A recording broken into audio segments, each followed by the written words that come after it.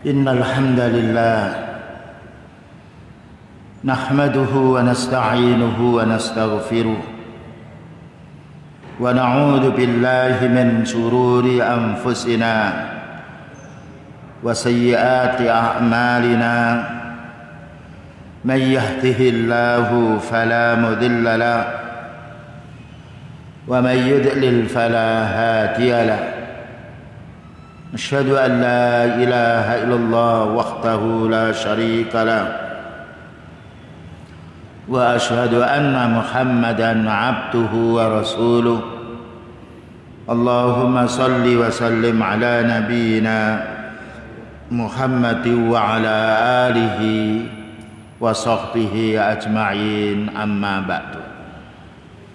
Ma'asyiral muslimin, jamaah salat asar yang dirahmati oleh Allah Ta'ala, maka beliau mengatakan salat asar ini adalah salat al-bardani, salat yang waktu agak dingin.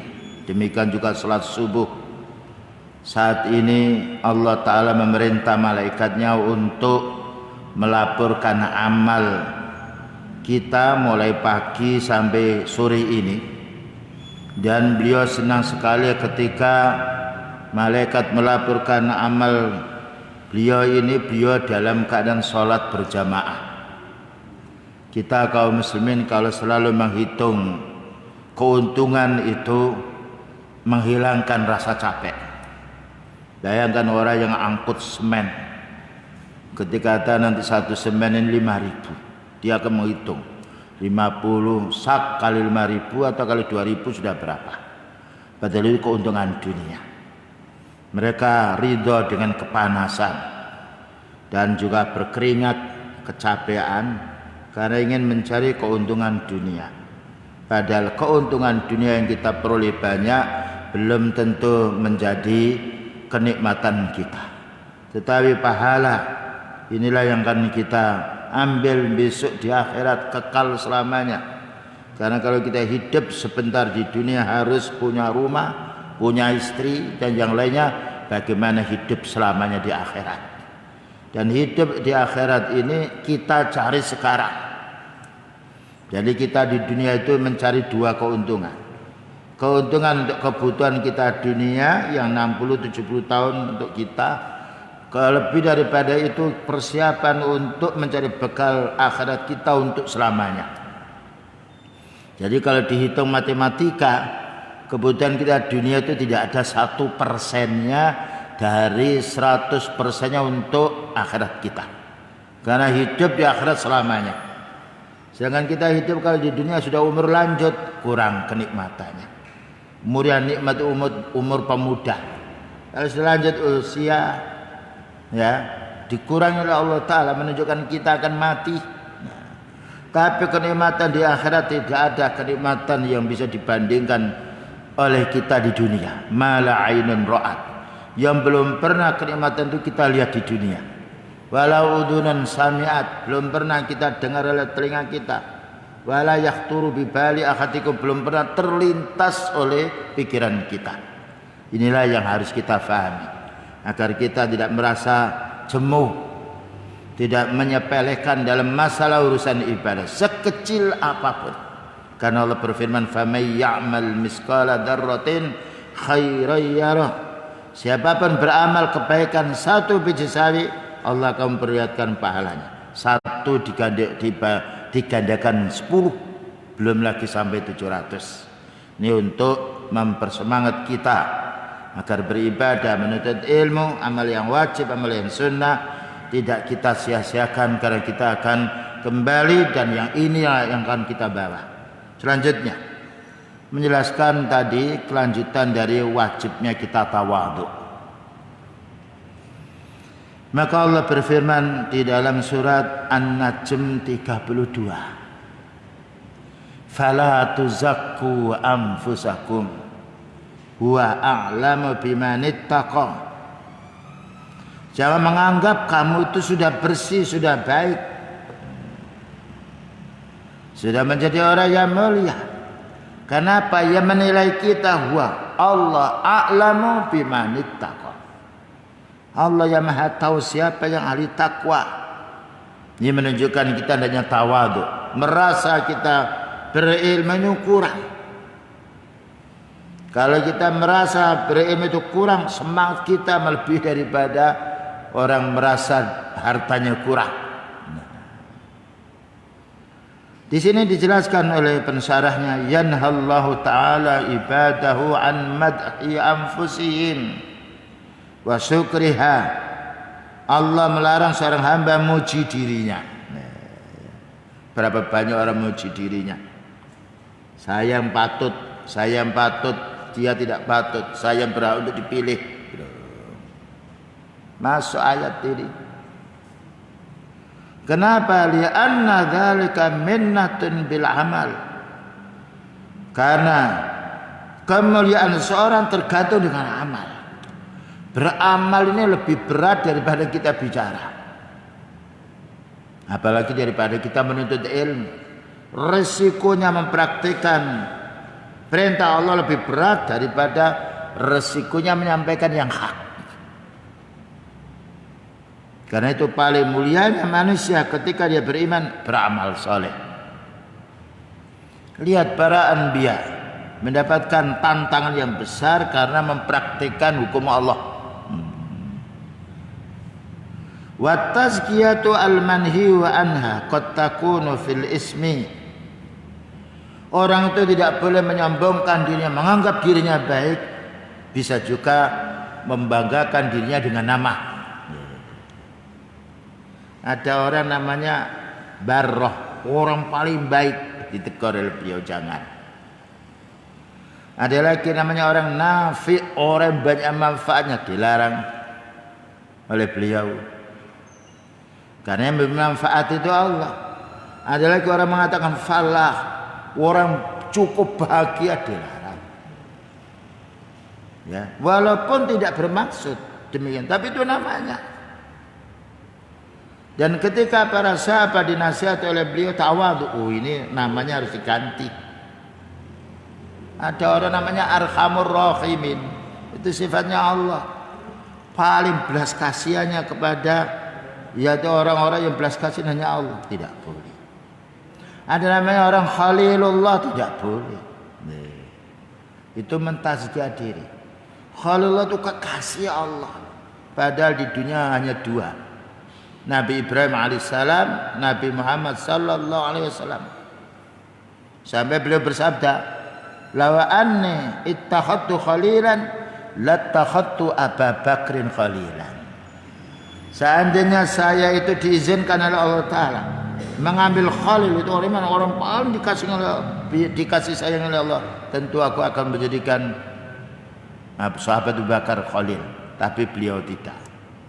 Jadi nama ini kadang-kala orang membanggakan dirinya.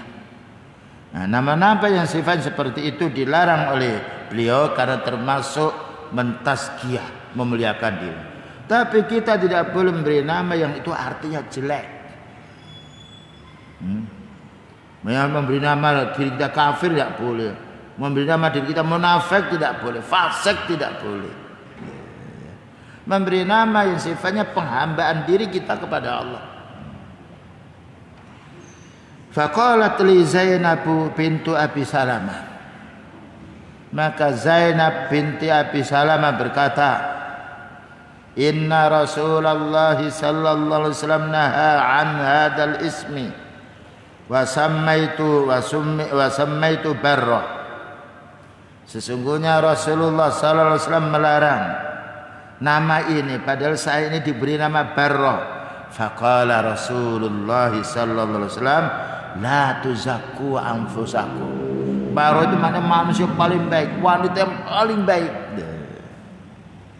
Kemudian Allahu a'lam bi ahlil barri minkum. Allah yang lebih tahu siapa yang paling baik di antara wanita-wanita di dunia ini. Faqalu biman sammiha. Subhanallah. Sahabat ini kalau diingatkan oleh beliau bukan malah bangkit nafsunya, tidak, menurun nafsunya. Lalu menanya biman sammiha. Kali itu tidak boleh wahai Nabi. Lalu kami beri nama apa? Qala sammuha Zainab. Ya. Beri nama Zainab. Nah inilah perlu. Nama ini jadi masalah. Bagaimana kita tahu nama ini diizinkan oleh beliau dan tidak? Dengan menuntut ilmu. Kemudian juga dilarang pula kita ini menyombongkan diri. Tetapi kita harus tawadhu. Surah Al-A'raf ayat nomor 48-49. Wa nata ashabul a'rafi rijalan ya'rifunahum bisimahum. Ashabul a'raf itu orang yang sama timbangan baiknya dengan timbangan jeleknya. Jadi tidak ada yang berat. Pas.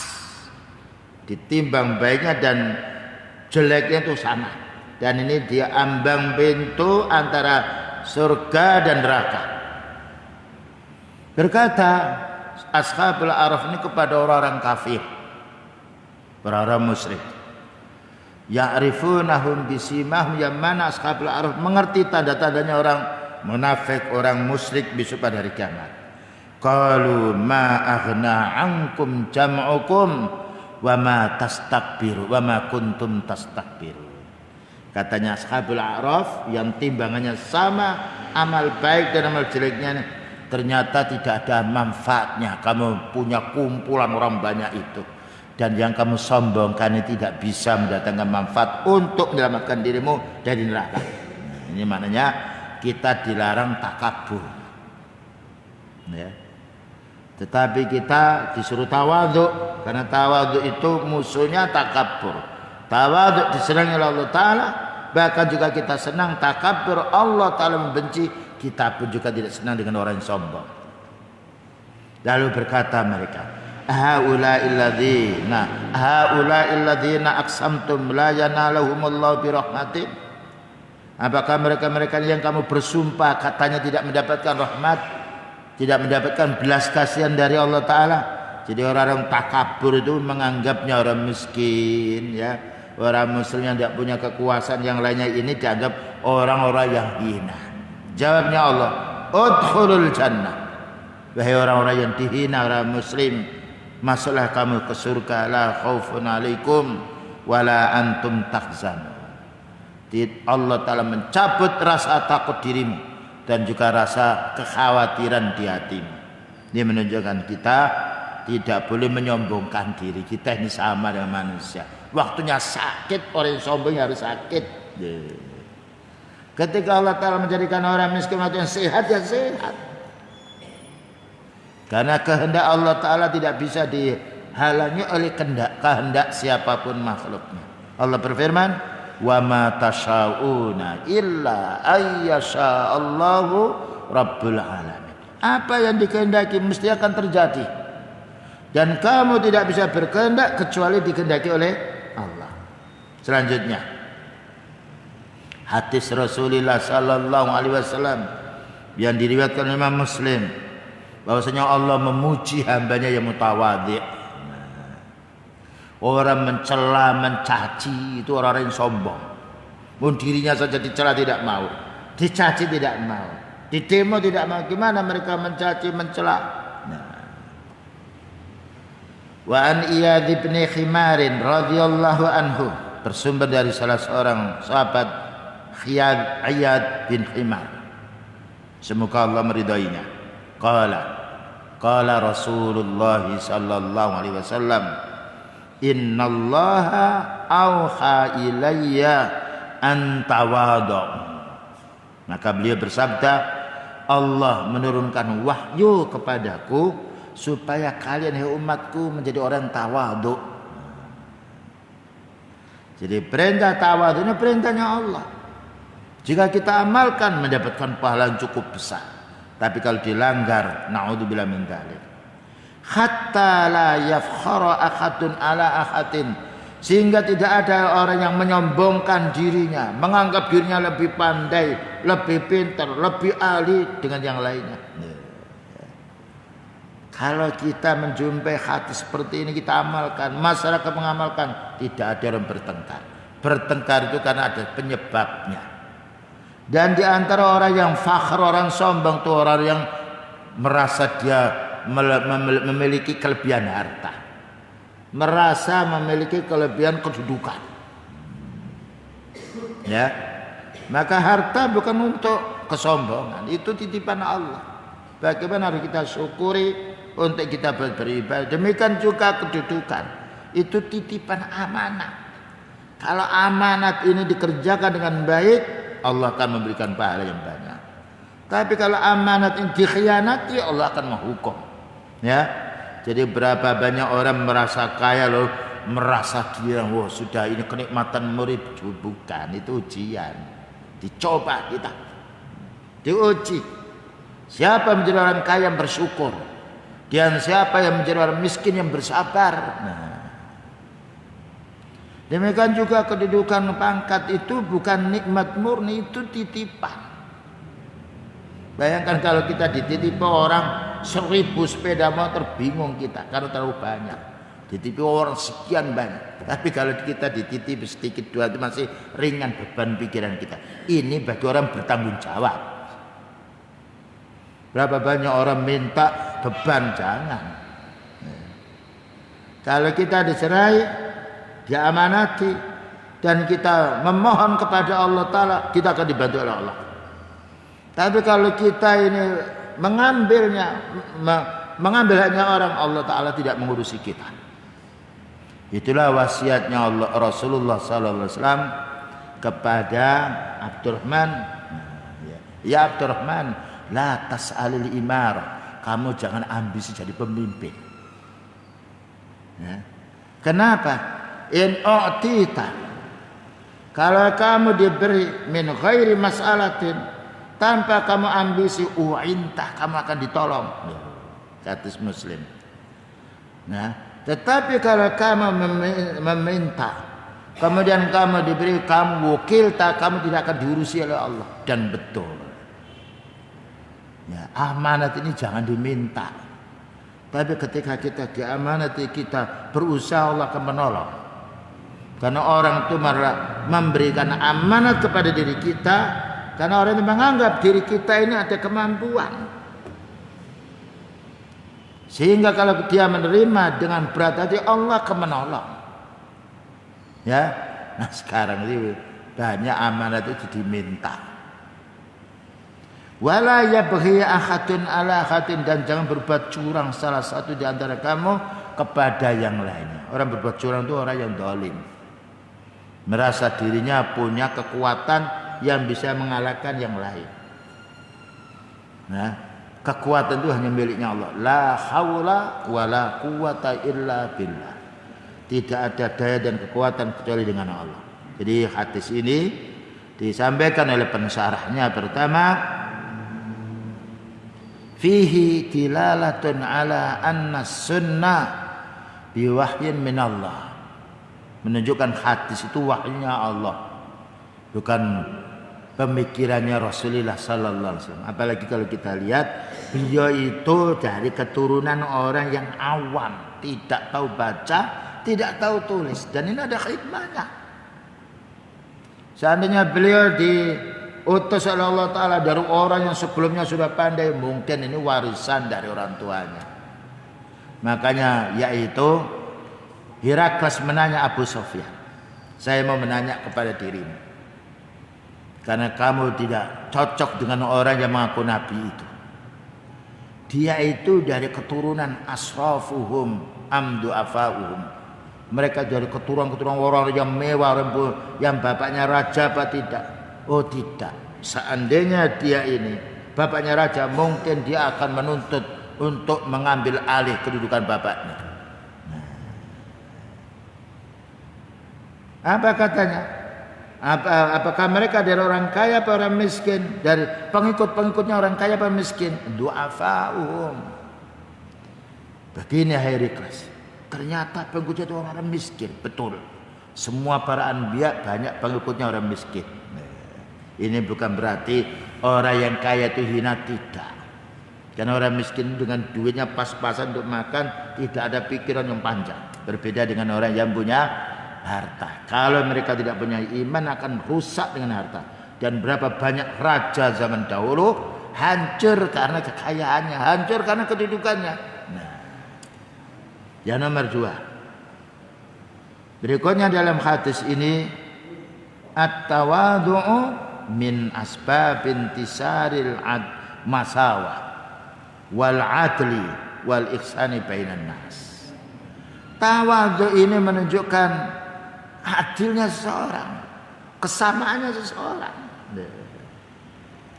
dan juga menjadi orang yang baik di tengah masyarakat. Berapa banyak orang menuju, oh fulan itu tawadhu sekali.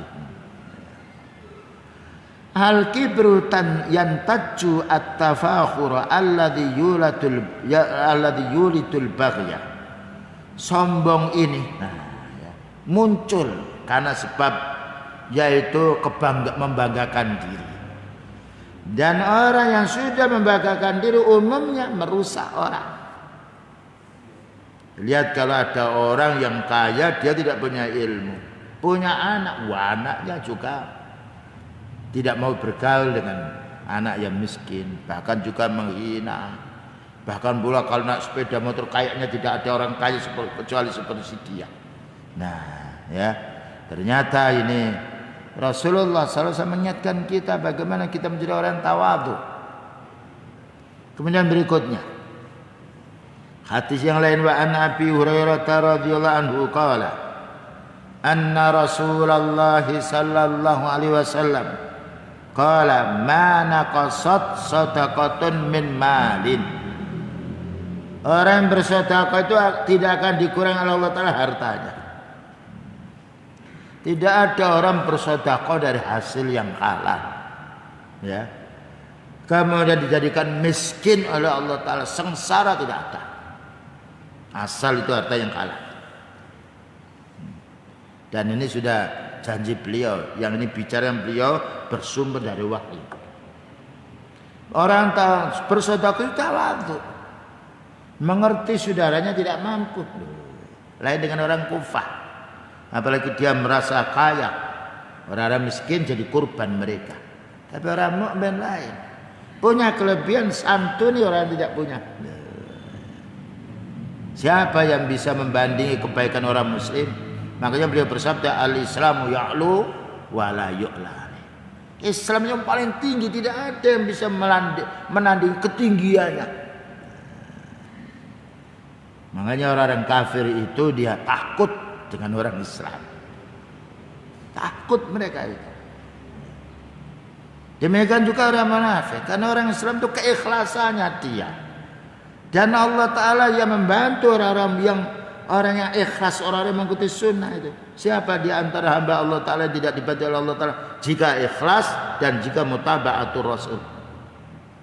Kecuali orang yang menamakan dirinya muslim tapi mereka orang ahli bid'ah, orang munafik, melampiaskan dohirnya muslim. Allah Ta'ala tidak menolong. Yang nomor dua, wa ma zadallahu abdan bi'afin illa izzan. Tidaklah Allah menambah orang suka memaafkan kesalahan orang, melainkan orang itu akan diangkat derajatnya oleh Allah. Orang suka memaafkan itu diangkat derajatnya oleh Allah, bukan orang yang sifatnya hina, tidak. Ma zadallahu abdan bi'afin illa izzan. Tidaklah orang selalu memaafkan saudaranya, melainkan Allah akan mengangkat derajatnya. Rasulullah SAW banyak memaafkan. Bahkan ketika pada awalnya berdakwah dilempari, ya, sholat dilempari dengan kotoran. Datang malaikat penjaga gunung, dihutang-hutang besar kepada beliau. Wahai Rasulullah SAW, saya ini diutus oleh Allah karena kamu didolimi bangsa Quraisy yang kafir ini. Allah mengizinkan saya apa yang diinginkan oleh Rasulullah SAW, aku akan laksanakan atas perintah Allah. Bagaimana pohon besar ini, gunung ini aku akan hancurkan, aku akan timpakan kepada orang-orang yang menzalimi dirimu. Jawabnya jangan. Subhanallah. Beliau itu tidak dendam. Alasannya apa? Saya berharap keturunannya masuk Islam. Didolimi, itu orang kafir. bukan berdoa ya Allah hancurkan mereka, ya Allah matikan mereka, tidak. Allahumma hdi qaumi fa innahum la ya'lamun. Ya Allah berilah petunjuk kaumku ini karena mereka tidak tahu. Doanya beliau. Bukan didoakan ya Allah hancurkan, kalau hancur semuanya lalu siapa pelanjut daripada perjuangan ini?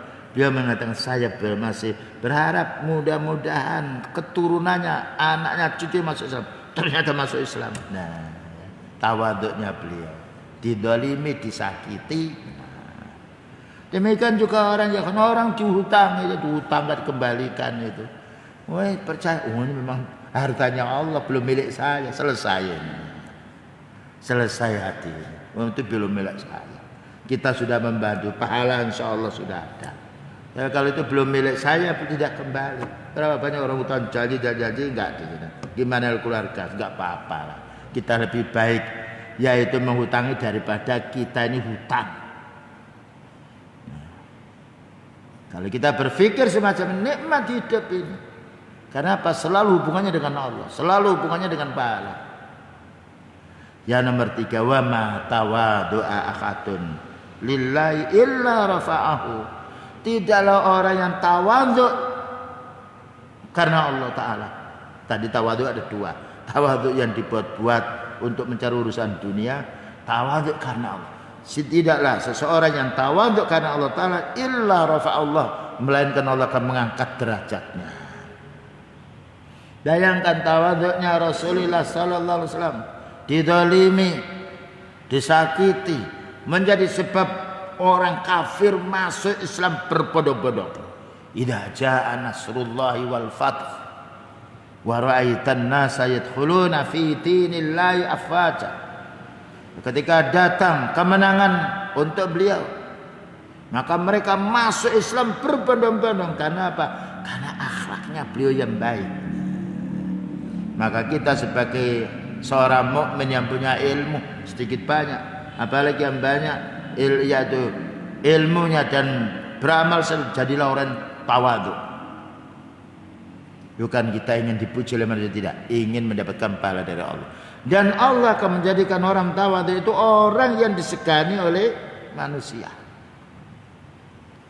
Hadis yang diriwayatkan Imam Muslim. Berikutnya, wa an Anasin radhiyallahu anhu, tawadhunya Rasulullah sallallahu alaihi wasallam terhadap anak kecil.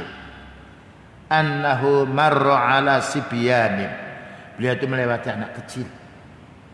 Fasallama alaihim, beliau menyampaikan salam, assalamualaikum. Anak kecil mana? Assalamualaikum. Kana nabi faqala, Anas ini, Anas radhiyallahu anhu, ini Anas ini adalah yaitu yang membantu beliau selama 10 tahun. Ketika lewat anak kecil, maka sahabat Anas menyampaikan salam. Faqala, lalu berkata, kana Nabi sallallahu alaihi wasallam yaf'aluhu. Aku menyampaikan salam anak-anak kecil ini karena beliau juga menyampaikan salam terhadap anak kecil. Bayangkan, mestinya yang kecil ini kan salam kepada yang besar itu. Dimulai dulu bagaimana memberi contoh. Yang disalami bukan orang yang dewasa, anak kecil dia. Yang belum sampai balik dia salam, assalamualaikum. Nah, ya. Dan inilah ketawaduan para sahabat radhiyallahu anhu, bergaul untuk semua lapisan manusia.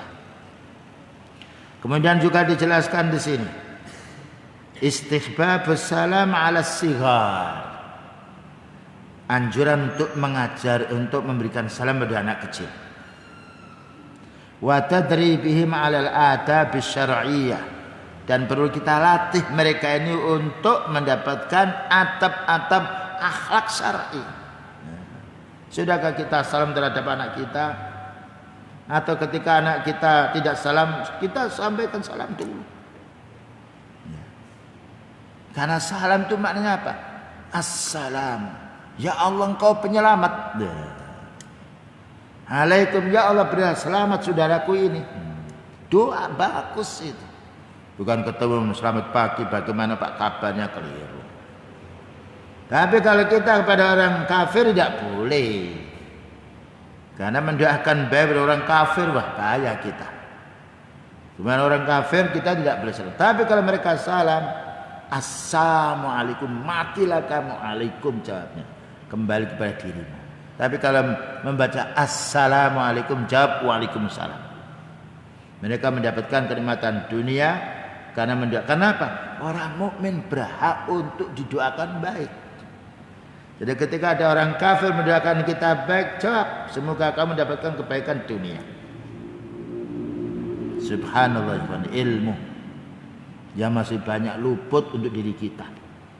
Apalagi kita sering lupa, apalagi kalau sudah lanjut usia. Sering membaca, sering kita menuntut ilmu, dimudahkan kita untuk ingat. Fadzakir, ingatlah, inna fa'atid dzikra, karena peringatan itu banyak manfaatnya. Kemudian juga dijelaskan di sini nomor 2, khirsus sahabati radhiyallahu anhum ala mutaba'ati Rasul sallallahu alaihi wasallam. Semangatnya sahabat ingin meniru jejaknya beliau sallallahu alaihi wasallam, bukan hanya sholawat yang diucapkannya, tetapi betul ilmunya didampingi, ditemani, dilihat amalnya, ditiru amalnya. Ini orang yang betul-betul bersyahadat wa anna Muhammadan abduhu wa rasul. Selanjutnya pula wa anhu wa man an Anas radhiyallahu anhu qala in kanatil amatu min ima'il Madinah. Ada budak-budak yang di kota Madinah, budak ya, orang-orang yang sifatnya hamba sahaya yang tidak punya kedudukan, dia itu miliknya orang, tidak bisa memiliki dirinya sendiri. La ta'khudhu biyatin Nabi sallallahu alaihi wasallam, jadi tangannya beliau itu dipegangnya. Fatan taliku bihi haitsu sa'at, maka diajaknya beliau itu pergi dengan budak itu di mana dia pergi. Subhanallah, mungkin kita sepak mereka ini. Tapi Rasulullah sallallahu alaihi wasallam begitu. Dan membuat orang yang mengajak ini berpikir, oh iya, saya mengajak beliau ini, saya ajak kemari, mau dia. Bagaimana? Timbul bagi orang yang berdekatan dengan beliau ini ingin mengambil akhlak. Oh, ini orang baik ini. Jadi kita menjadi orang baik bukan hanya sekedar lisan. Akhlak yang kita tunjukkan yang lebih mulia. Kalau kita mendakwai lisan belum tentu ditiru. Kalau kita berakhlak yang mulia, banyak orang meniru, oh si fulan bagus ini. Dan itu sering kita jumpai. Jadi beliau itu ditarik tangannya oleh budak, dibawa, ikut. Ya, terlintas dalam pikiran, saya ini budak nggak ada harganya. Saya mengajak pegang tangannya, beliau mau dipegang. Bahkan kalau beliau salaman, tidak mau melepaskan kecuali sudah dilepaskan oleh yang bersalaman. Dan beliau tidak pernah berjabat tangan walaupun sekali dengan wanita yang bukan mahramnya. Kalau membaiat cukup dengan bicara. Nah, inilah kebaikan Rasulullah sallallahu alaihi wasallam yang masih banyak kita tinggalkan. Padahal ini semuanya kalau kita kumpulkan, kita amalkan, pahala yang numpuk-numpuk. Selanjutnya pula dari penjelasan ini bayanu buruzihin Nabi sallallahu alaihi wasallam linnas. Keterangan bahwanya beliau menampakkan dirinya di kalangan manusia. Barangkali dia mau nanya, barangkali ada sesuatu yang dibutuhkan oleh mereka, atau beliau melihat orang itu butuh bantuan si dia. Wa qarbuhu minhum, dan beliau itu mendekat dengan masyarakat, bukan menjauh. Dari lapisan kecil, orang miskin, orang yang dekat semua. Namanya pemimpin. Bayangkan seorang bapak kalau lama tidak ketemu dengan anaknya lahir. Tapi kalau setiap hari bertemu menjadi lunaknya dan menjadi akrabnya.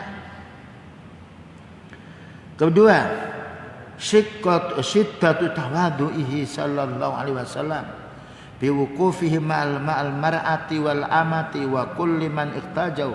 Sangat tawadhu'nya Rasulullah sallallahu alaihi wasallam ini, ya. Yang mana beliau itu mau diajak oleh budak itu. Dan apa menjadi kebutuhan mereka? Wa fi hadzal fi'li an-nabawi dakwatun lil musawati bainan nas. Akhlak beliau itu menunjukkan manusia adalah asalnya sama. Yang punya jabatan, yang orang awam, ya, yang yaitu mana orang yang punya ilmu, yang ekonominya mantap, yang tidak sama kedudukannya. Jadi tidak milih-milih. Kalau itu orang pedagang, kumpul dengan pedagang saja. Berapa banyak orang mengadakan walimah, yang diundang itu teman-teman sama kerjanya. Tetangganya yang miskin ditahbiri. Beliau itu mendahulukan dulu tetangga. Kita ini kadang-kala punya tetangga yang banyak berjasa sama kita. Kita pergi ditunggu rumah kita. Ketika undang-undang nikah yang jauh, yang tidak pernah jumpa kita, tapi ada hubungan kerja, dipanggil. Yang dekat ditabiri. Beliau lebih senang dengan tetangganya daripada orang jauh. Karena tangga ini apa kata beliau? Malaikat Jibril itu sering berwasiat kepada diriku, sehingga aku menduga tetangga itu akan dapat warisan. Nah, kalau kita berbuat baik pada tetangga, tetangga itu senang sama kita.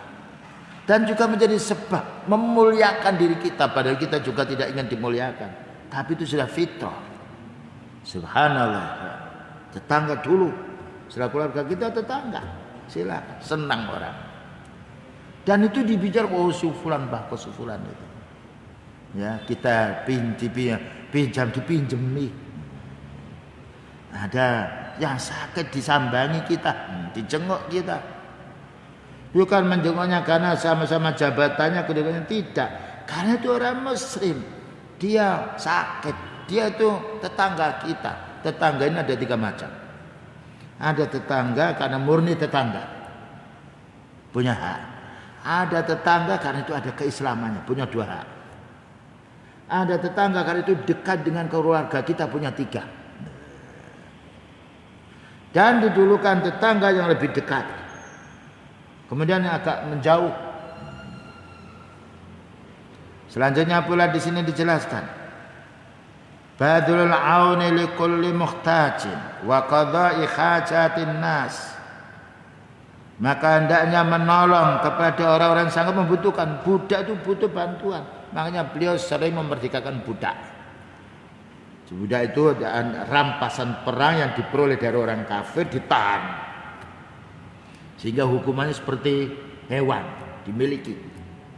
Tapi kalau muslim dibebaskan, dimerdekakan. Kalau mau masuk Islam dimerdekakan. Kalau tidak mau, ya namanya tetap ditanggung jawab, dan juga kebutuhan budak itu ditanggung oleh orang punya budak. Ya, kebaikan dalam Islam, dan tidak diporsil tenaganya. Islam betul-betul membawa kita kepada kemanusiaan yang diridhoi oleh Allah Subhanahu wa taala. Satu lagi hadis, wa anil Aswad bin Yazid, bersumber dari Aswad bin Yazid, qala su'ilat Aisyah radhiyallahu anha, ma kana an-nabiy sallallahu alaihi wasallam yasna'u fi baitihi. Pernah Aisyah ditanya oleh sahabat, Rasulullah SAW di rumah itu pekerjaannya apa? Sekarang kalau orang sudah punya kedudukannya tinggi, maunya ada masuk rumah, semuanya bersih, tinggal tidur. Ini yang banyak. Tidak mau dia nyapu, tidak pula mau ini, pokoknya semuanya karena sudah kaya.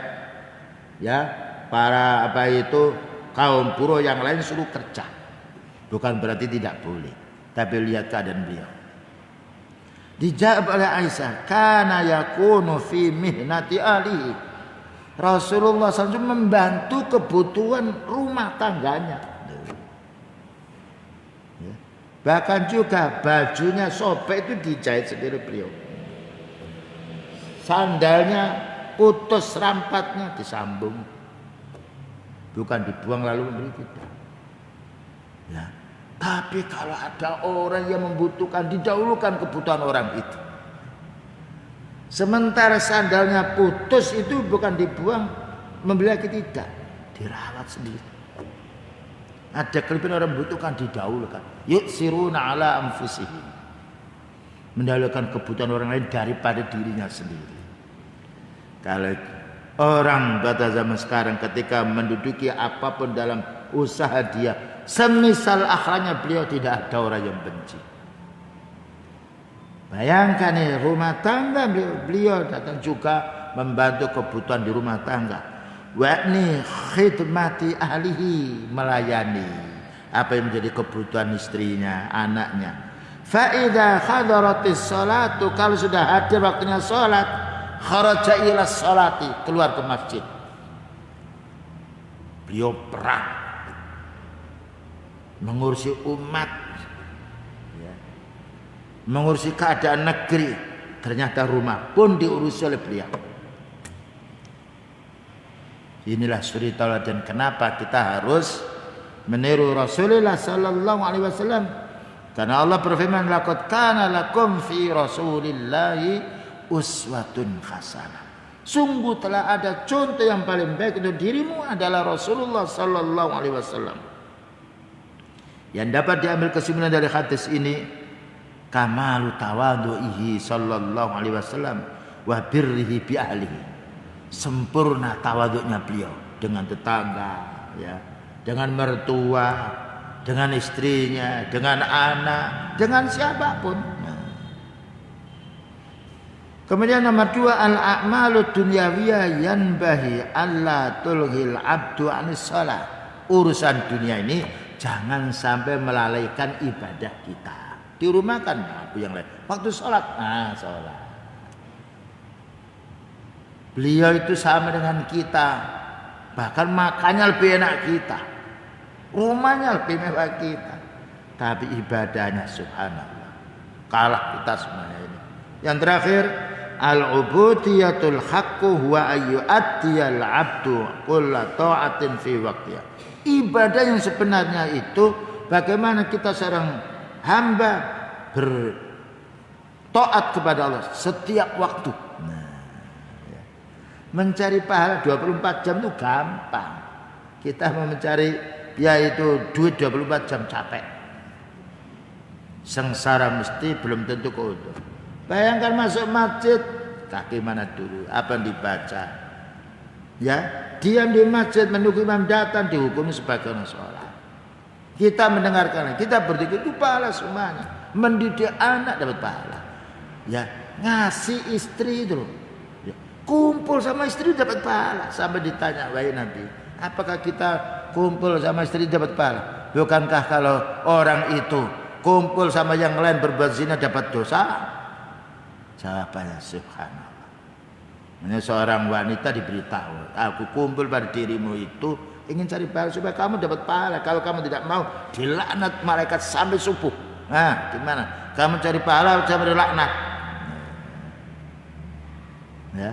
Baiklah, itu yang dapat sampaikan. Insyaallah nanti waktu maghrib kita akan lanjutkan biidznillah. Wa sallallahu ala nabiyyina Muhammadin wa ala alihi wasallam. Subhanakallahumma bihamdika asyhadu an la ilaha illa anta astaghfiruka wa atubu ilaik. Walhamdulillahirabbil alamin. Wassalamualaikum warahmatullahi wabarakatuh.